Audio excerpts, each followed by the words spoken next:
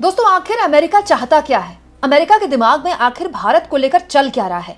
पिछले 20 दिनों से ऐसे कई सवाल सोशल मीडिया में और राजनीतिक गलियारों में तैरने लगे हैं और अब ऐसा लगता है कि बाइडेन की विदाई जैसे जैसे करीब आ रही है, ये सवाल और बड़ा होता जा रहा है।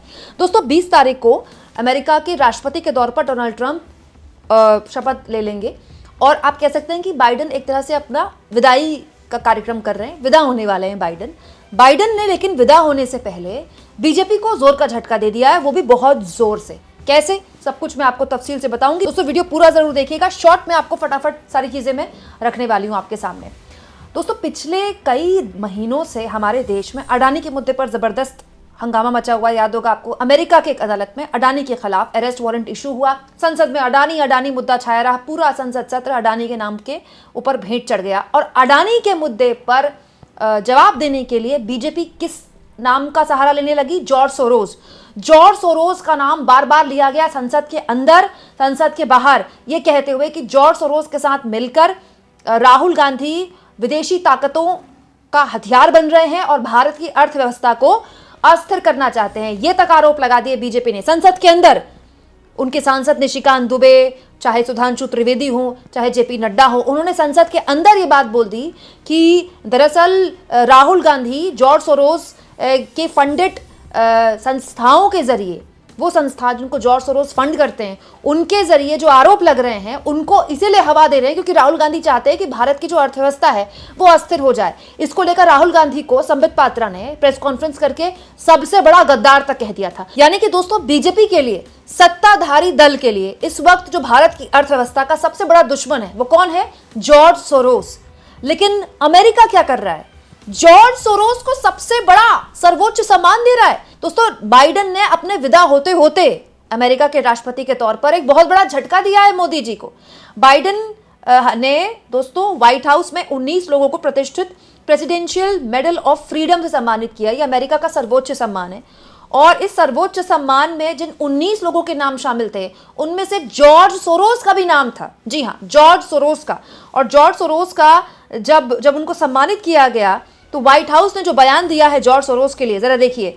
जॉर्ज सोरोस को इसीलिए सम्मानित किया गया क्योंकि उन्होंने दुनिया भर में ऐसे संगठन का समर्थन किया है जो लोकतंत्र, मानवाधिकार, शिक्षा और सामाजिक न्याय को मजबूत करते हैं।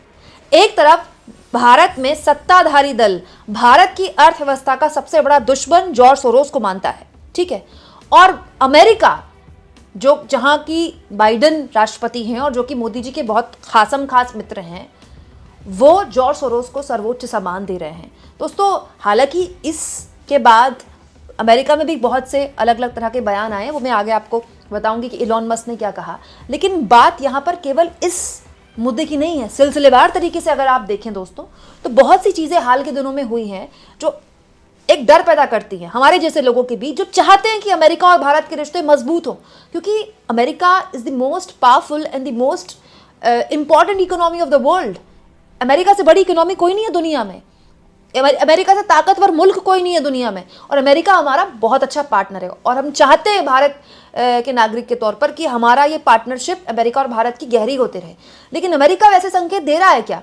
क्योंकि याद करिए, जब जॉर्ज सोरोस का जिक्र किया गया और ये आरोप लगाए बीजेपी के सांसदों ने संसद के अंदर कि जॉर्ज सोरोस के जरिए अमेरिकी ताकतें जो हैं वो भारत की मोदी सरकार को अस्थिर करना चाहते हैं, तब यूएस एम्बेसी की तरफ से भी बयान आ गया। यूएस एम्बेसी ने भी इस पर आपत्ति दर्ज करा दी और इस तरह के आरोपों का खंडन कर दिया। ये खबर भी मैंने आपको दिखाई थी, याद होगा आपको। दोस्तों, ये बात सही है कि मोदी जी और ट्रंप के बहुत ही गहरे संबंध हैं, जिगरी यार है दोनों, और दोनों एक दूसरे को दोस्त कह चुके हैं अपना। लेकिन बाइडेन साहब से भी मोदी जी के बहुत अच्छे संबंध हैं। मोदी जी जब भी अमेरिका जाते हैं, दबॉस करके खबरें चलती हैं, गोदी मीडिया में खबरें चलती थी कि बाइडेन ने ऐसे सलाम कर लिया मोदी जी को, कंधे पे हाथ रख दिया, मोदी की इतनी तारीफ कर दी। हम तो यही सुन रहे हैं पिछले इतने सालों से, जब से बाइडेन राष्ट्रपति बने हैं, कि मोदी जी एकदम बाइडेन के परम मित्र बन गए हैं। तो फिर ये कैसी मित्रता है जिसमें मोदी जी की पार्टी जिस आदमी पर लगातार आरोप लगा रही है कि ये भारत की अर्थव्यवस्था कमजोर कर रही है, अमेरिका उसको सम्मानित कर रहा है। और दोस्तों, ये कहानी केवल बाइडेन तक सीमित नहीं है। अब देखिए, 20 तारीख को डोनाल्ड ट्रंप राष्ट्रपति पद की शपथ लेने वाले हैं। अभी तक न्योता नहीं आया मोदी जी को।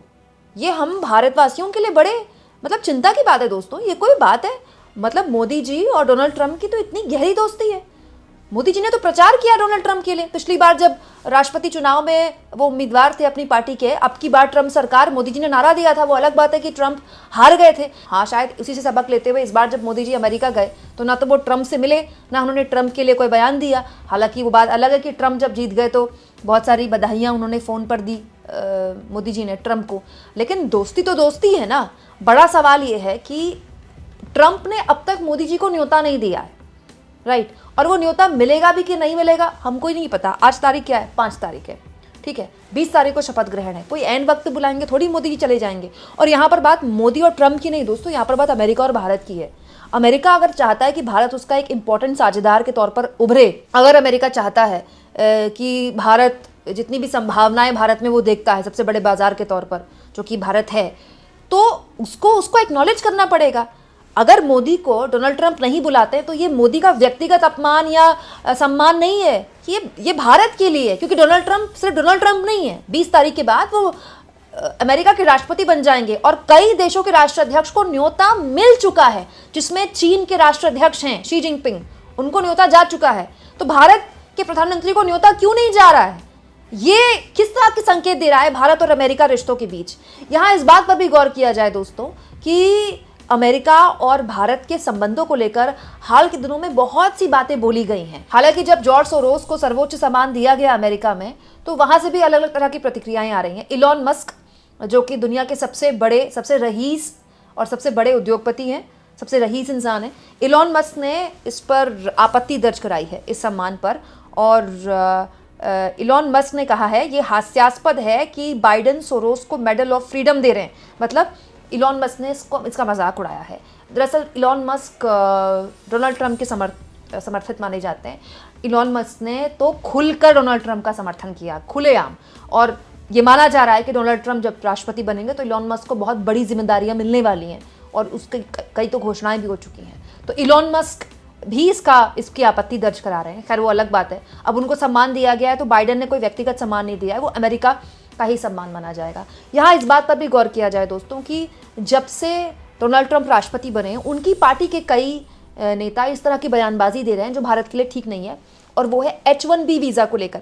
H1B वीज़ा वो वीज़ा है जिसके ज़रिए 3 या 6 साल के लिए भारत के जो आप कह लीजिए कि टेक्निकली बहुत एडवांस लोग हैं या सॉफ्टवेयर पावर जो हमारे देश में है, जो जिसका डंका पूरी दुनिया में बजता है, चाहे वो यूरोप हो, चाहे वो यूके हो, चाहे वो यूएस हो, बहुत बड़े स्तर पर सॉफ्टवेयर इंजीनियर्स अमेरिका में काम करने जाते हैं H1B वीज़ा के ज़रिए। कुछ 3 साल के लिए जाते हैं, कुछ 6 साल के लिए जाते हैं और कुछ वहीं बस जाते हैं।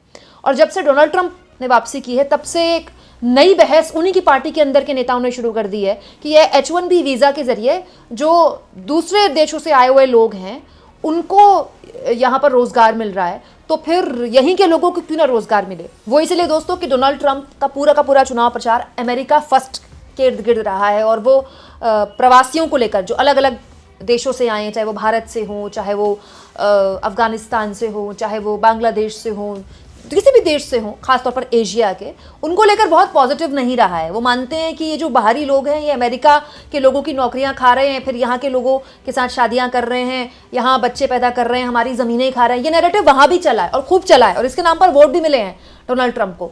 तो डोनाल्ड ट्रंप पर अब दबाव उनकी पार्टी की तरफ से भी बनाया जा रहा है कि जिस नाम पर आपने वोट मांगा, अमेरिका फर्स्ट, अब उस पर अमल कीजिए।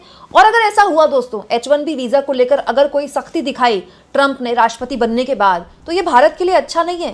क्योंकि ऐसे बहुत से इंजीनियर्स हैं जो उस वीज़ा के ज़रिए वहाँ काम कर रहे हैं और वो बड़े स्तर पर यहाँ भारत में अपने परिवार वालों को पैसा भेजते हैं। ऐसे बहुत सी कंपनियाँ हैं जो उस वीज़ा के ज़रिए अभी भी लोगों को वहाँ भेजने के लिए तैयार हैं। हालांकि ये सब अमेरिका के लिए भी ठीक नहीं है, क्योंकि अमेरिका के पास इतना ऐसा लेबर नहीं है, स्किल लेबर नहीं है और इतना सस्ता लेबर नहीं है कि वो इतने बड़े स्तर पर अपने लोगों को नौकरियां दे दे। लेकिन हर लिहाज से अगर इसको लेकर थोड़ी सख्ती भी दिखाता है आने वाला ट्रंप प्रशासन, तो ये भारत के लोगों के लिए ठीक नहीं है, भारत के प्रोफेशनल्स के लिए ठीक नहीं है। इसीलिए मैंने शुरुआत से यही सवाल उठाया कि आखिर अमेरिका के दिमाग में क्या चल रहा है, भारत को लेकर अमेरिका क्या सोच रहा है। लगातार डोनाल्ड ट्रंप के जीतने के बाद इस तरह की खबरें क्यों आ रही हैं जो भारत के लिए ठीक नहीं है।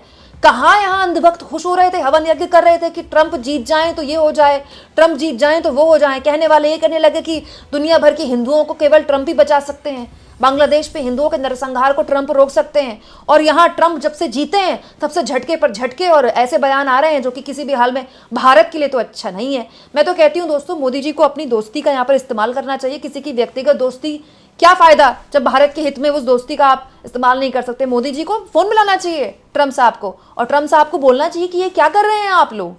आपको क्या लगता है दोस्तों, आखिर अमेरिका के दिमाग में भारत को लेकर क्या चल रहा है? कमेंट बॉक्स में जरूर लिखें, और जितना हो सके चैनल को शेयर करें, सब्सक्राइब करें, और थैंक्स और ज्वाइन के ऑप्शन से अगर आप चाहें तो कुछ आर्थिक मदद भी चैनल की जरूर करें।